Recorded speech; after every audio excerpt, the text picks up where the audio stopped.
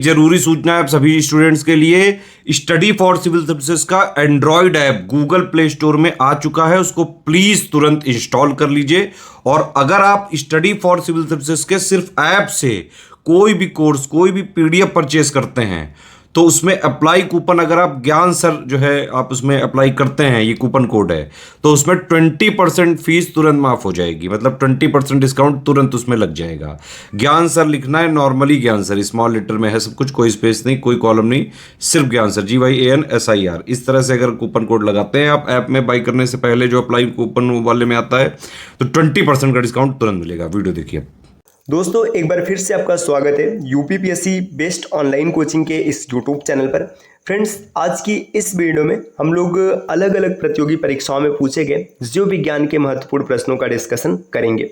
यह क्लास काफ़ी महत्वपूर्ण होने वाली है आपके आने वाले सभी प्रतियोगी परीक्षाओं के लिए।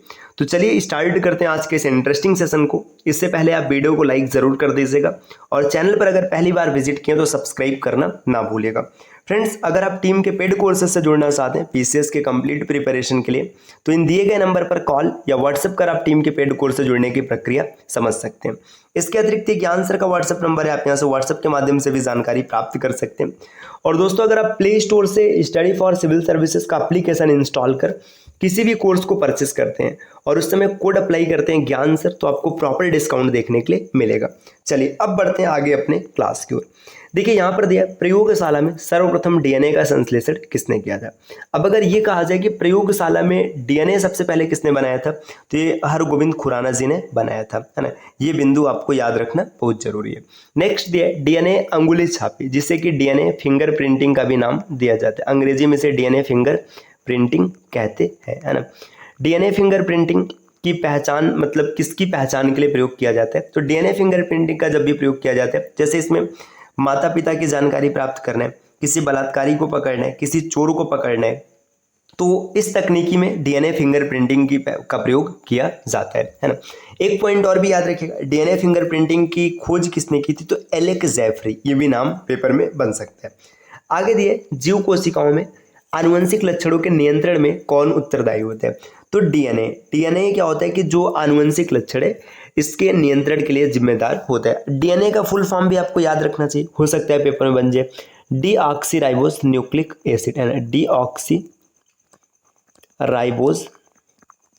न्यूक्लिक एसिड, ये इसका पूरा नाम है, इसे आप जरूर याद रखिएगा।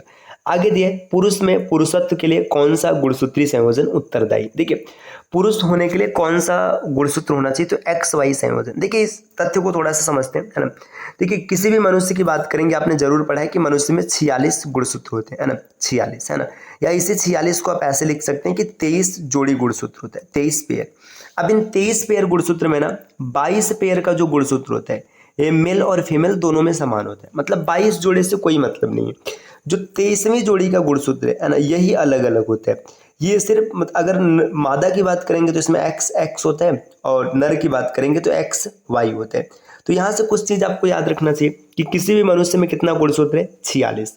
46 का मतलब है 23 जोड़ी। अब इन 23 जोड़ी में ना 22 जोड़ी का जो गुणसूत्र होता है, 22 जोड़ी मतलब 44, है ना। जोड़ी इसलिए बोल रहे हैं क्योंकि मेल फीमेल अलग अलग, है ना।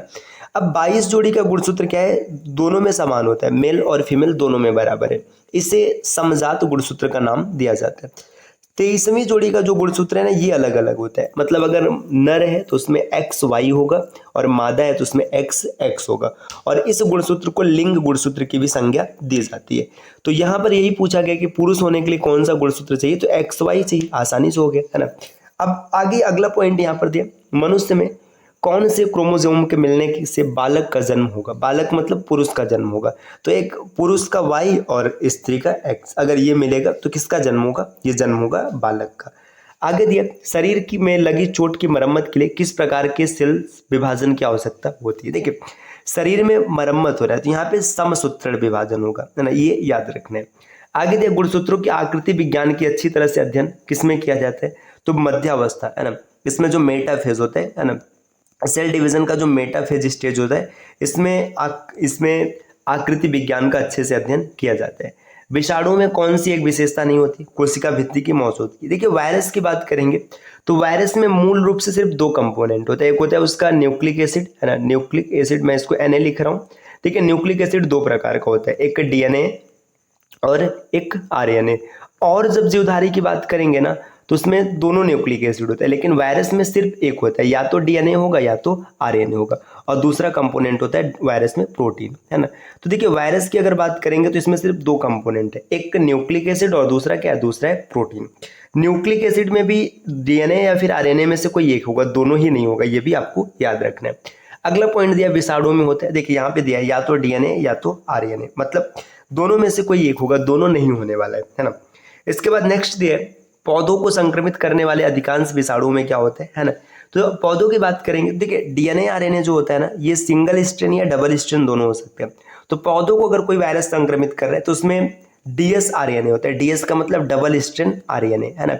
यहाँ पे हिंदी देखिए लिखा है केवल दोहरे तंतु गुच्छ वाला RNA, तो तंतु गुच्छ का मतलब स्ट्रेन होता है ना। सर्वप्रथम किस वायरस की खोज हुई थी? तो सबसे पहले जो वायरस की खोज की बात करेंगे तो सबसे पहले इवानोवस्की ने TMV मतलब टोबैको मोज़ेक वायरस, इसका पूरा नाम होता है टोबैको मोज़ेक वायरस की खोज किया था।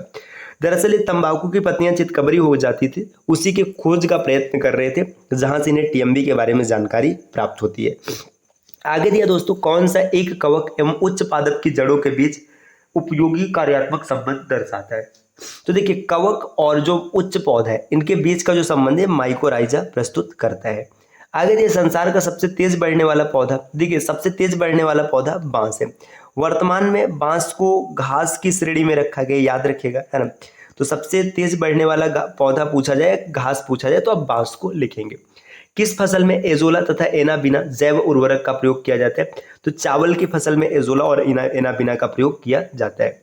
आगे दिया चिलगोजा किस एक प्रजाति के बीज से प्राप्त होता है? तो पाइन के बीज से चिलगोजा प्राप्त किया जाता है। सबसे लंबा जीवित वृक्ष है सिकोया, है ना। सिकोया सिम्परवेंस इसका पूरा नाम है, ये सबसे लंबा जीवित वृक्ष होता है। जलीय फर्न जिसे जैव उर्वरक के रूप में प्रयोग किया जाता है, देखिए ये एक फर्न एक पौधा होता है जिसे जैव उर्वरक के रूप में प्रयोग किया जाता है, तो इसे एजोला इसका नाम है। आगे दिया सहचर कोशिकाएं सिर्फ किस में पाई जाती है? तो एंजियोस्पर्म में सहचर कोशिकाएं पाई जाती है ना। एंजियोस्पर्म पौधों का एक वर्ग है। दाल वाले पौधे किस कुल से प्राप्त किया जाता है? लेग्यूमिनोसी। लेग्यूमिनोसी जो समूह है इसमें दाल वाले पौधे रखे जाते हैं। और आगे बढ़ते हैं दोस्तों, यहाँ पर दिया किस पौधे का वैज्ञानिक नाम? Solanum tuberosum. सोलेनम ट्यूबरोसम की बात करेंगे, आलू का वैज्ञानिक नाम है। मैंगीफेरा इंडिका ये आम का वैज्ञानिक नाम है। देखिए जो ये वैज्ञानिक नाम लिखा जा रहा है सोलेनम ट्यूबरोसम, है ना, या मैंगीफेरा इंडिका, है ना, ये नाम लिखने की जो तकनीकी दी थी ये कैरोलस लिनियस ने दी थी। ये भी नाम आपको याद रखना चाहिए, कैरोलस लिनियस ने दिया था। इसमें जो पहला नाम है ये इसके जीनस का नाम है और दूसरा नाम इसके स्पीसीज का है। आगे दिया है डोलेनिक्स राफिया रजिया रफीन किसका वैज्ञानिक नाम है? तो गुलमोहर का वैज्ञानिक नाम है ना। अजादिरास्ता इंडिका, है ना, ये नीम का वैज्ञानिक नाम है ना। यहाँ पे वैज्ञानिक नाम दिए गए, आप आसानी से याद रखिएगा, है ना। आयोडोकार्पस इंडिका, है ना, इंडिग्रा, है ना, ये कटहल का वैज्ञानिक नाम है। कुछ जड़ें जिन्हें कहा जाता है वे मूल के अलावा किसी अन्य अंग से उत्पन्न होती है, इन्हें आकस्मिक जड़ें कहते हैं। मतलब आकस्मिक जड़ें जो रेडिकल है इससे ना उत्पन्न होकर किसी अन्य भाग से उत्पन्न होते हैं। कौन सा पौधों में अवशोषक नहीं है, अवशोषक अंग है? तो फिर जड़ को अवशोषक अंग होता है जो मिट्टी से नमी, है ना, मुख्य प्रकार के खनिज पौधों भागों का अवशोषण करता है। मूली एक उदाहरण है, तो मूली एक जड़ है ना। तने का रूपांतरण नहीं होता है शकरकंद का कंद में, है ना।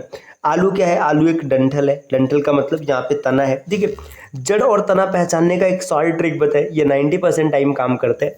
कोई भी ऐसा मतलब पौधा या फिर भाग जिसमें आंखें निकल सकती है ना, वो हमेशा तना होगा, है ना, और जिसमें आंखें नहीं निकल पाएंगी वो हमेशा जड़ होगा। जैसे देखिए गाजर एक जड़ है, मूली एक जड़ है, क्योंकि इसमें तना नहीं निकलेगा, मतलब आंखें नहीं निकलेगी। जैसे अदरक हो गया, हल्दी हो गया, है ना, ये सब तने की श्रेणी में आता है ना। आलू हो गया तने की श्रेणी में, क्यों? क्योंकि इसमें आंखें निकल आती हैं। आगे यहाँ पर दिया रूपांतरित तना होता है, देखिए आगे दिया भी आलू एक रूपांतरित तना है। देखिए आंखें निकलने का काम मतलब मुख्य रूप से तना में होता है, बस आपको इतना याद रखना है ना। खाना बनाने एवं स्वाद हेतु प्रयोग किया जाने वाला अदरक राइजोम है जो कि भूमिगत तना होता है। देखिए मैंने जस्ट बताया, जिसमें भी आंखें निकल आएंगी वो हमेशा तने की श्रेणी में रखा जाएगा। प्रकंद मतलब राइजोम एक उदाहरण है, मतलब अदरक का, है ना। हल्दी, देखिए हल्दी भी तना है, मैंने जस्ट बताया हल्दी में भी आंखें निकल आती है ना। हल्दी के किस भाग से हल्दी पाउडर प्राप्त किया जाता है? इसका सुखाया हुआ राइजोम मतलब प्रकंद, है ना।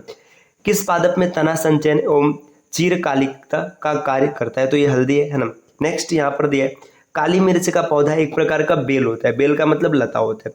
ईगो मार्क उन भारतीय उत्पादों को दिया जाता है जो पर्यावरण के प्रति महत्वपूर्ण होते हैं, है ना। चिपको आंदोलन, है ना, रीता बहुगुणा का संबंध इनसे, है ना। ये मूल रूप से किससे? वन कटाई से संबंधित है ना। आगे दिया यहाँ पर चिपको मतलब, अच्छा माफ की जगह मैं रीता बहुगुणा बोल गया, सुंदरलाल बहुगुणा, है ना, माफ की जगह दोस्तों, है ना। यहाँ पे दिया है सुंदरलाल बहुगुणा ने, इसने दिया था, है ना।